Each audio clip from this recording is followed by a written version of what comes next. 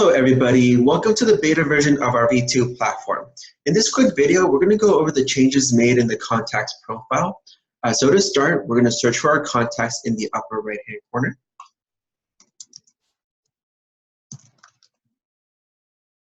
And when you click on the name, it's going to take you to the profile. So first thing I want to note is that visually, this page does look different from our older platform, but the basic layout has stayed the same. So you're going to see the contact information on the left, the timeline on the right, and if you were to scroll to the bottom, you're going to see the tasks and campaign communications. So again, it's a very similar layout to the V1 platform. We did make some changes, so let's go ahead and scroll to the top and point out those changes. First thing, you're going to see the information layout has changed. So in our older version, depending on how much information you added to a contact, this section will expand and make your page longer. In V2, we have compacted all of that information into clickable sections.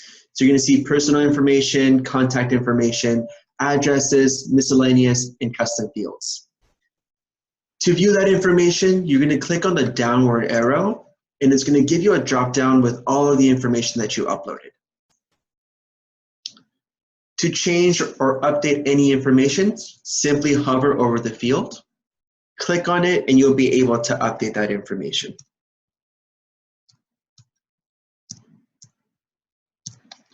If you do make any changes, make sure to scroll to the top and click on Save. Now that we've saved that information, we're going to point out favorite information. This section is going to allow you to pin certain contact fields. That way, when you pull up the contact, that's going to be the first thing that you see. So to set up favorite information, you want to click on this gear icon. Everything on the left-hand side are custom fields that you can add to your favorites. So let's go ahead and select hotness, addresses, birthdays, and anniversaries. You can scroll down and select a couple more. Once you've selected your favorites, you can click on apply, and you're going to see that profile update with the favorite information I have selected.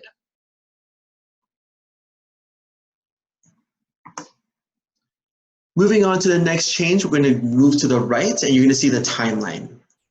So in our V1, this was our contact activity timeline. In our V2, we have changed the section and are now calling it the event timeline. So pretty similar, this is going to track all the communication within LionDesk. So any emails sent, text messages, or calls made will be listed in this section below. You will be able to filter out the timeline. In this section here, you will be able to select what you wanted to filter by, so by emails, calls, or any text messages. If you wanted to add comments into the timeline, you can. You want to go into the icons right above the contact details and click on the third icon, Add Events. By clicking on Add Events, you're going to get this pop-up window, and it's going to allow you to leave comments in the timeline.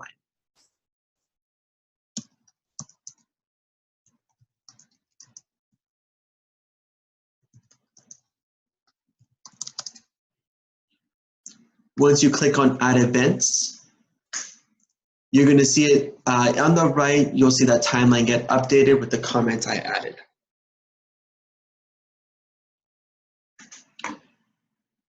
Scrolling to the bottom, you're going to see this the section's tasks, which is pretty similar to V1. You'll be able to see any tasks that you've uploaded for that contact. If you wanted to create one, you can click on this button or filter out the tasks that you have set up. So currently, you'll see anything that you have due today. You can click on this drop-down menu and see any events that are upcoming, overdue, or you have completed. For the campaign communications, it's going to show you any drip campaigns that you assign to that client. Incomplete will show you any events that are upcoming. If you click on this drop-down menu and click on completed, this will show you any emails or text messages that have already been sent.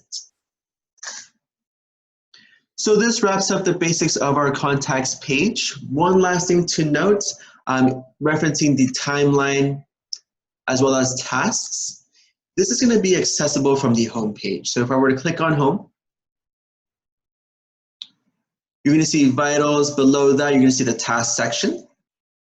And below that, you're going to see recent events. So you can create tasks and events from the home page. However, this is going to be pulling information from your whole database as opposed to that specific contact. So depending on what you want to upload, make sure you go to the correct page. That does wrap up the basics of the profile page. Feel free to reach out to us if you have any other questions.